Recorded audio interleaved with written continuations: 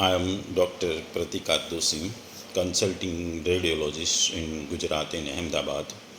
I have done MD in radiology and DMR in radiology. I have also done LLB and MBA in human resources. I have special interest in medical legal things and particularly in Pc-Pndt Act. There are many unusual things in Pc-Pndt Act, and I will tell you one by one in every presentations in my YouTube video. Every month I will put one video of these unusual things of Pc-Pndt Act, which will ultimately help you to know the basics and unusual things of the Pc-Pndt Act.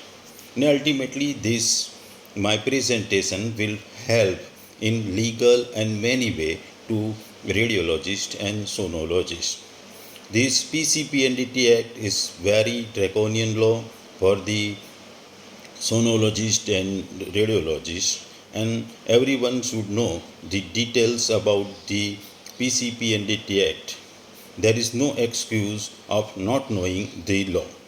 The legal systems or a particular law is wrong or not good enough, and then it should be changed.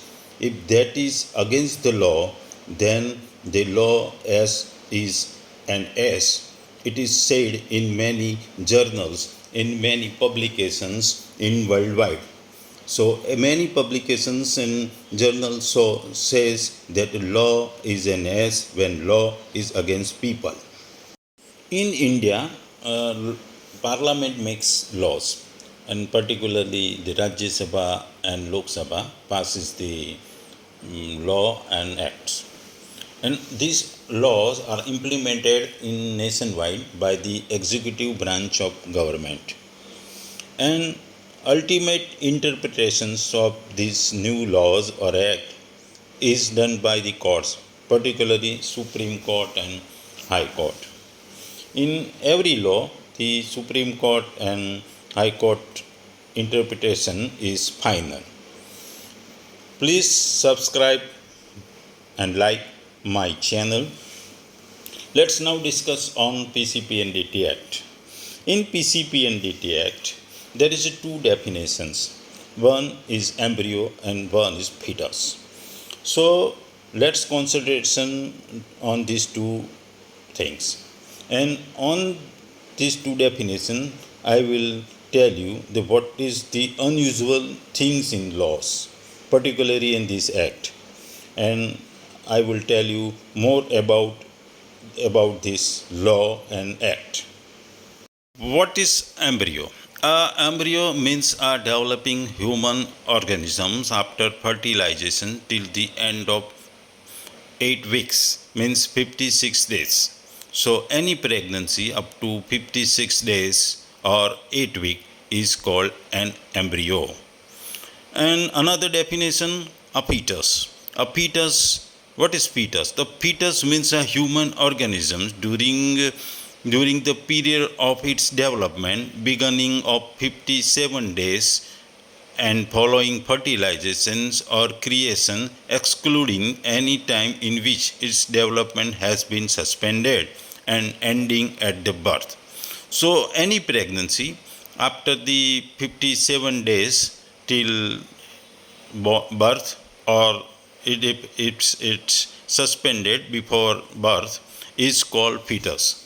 So there is two definitions, must you remember, the embryo and fetus. Embryo and fetus. Embryo is up to 56 days.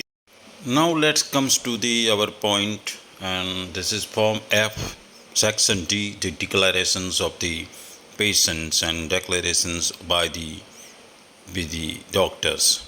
Both says they are not going to do sex determinations of the fetus.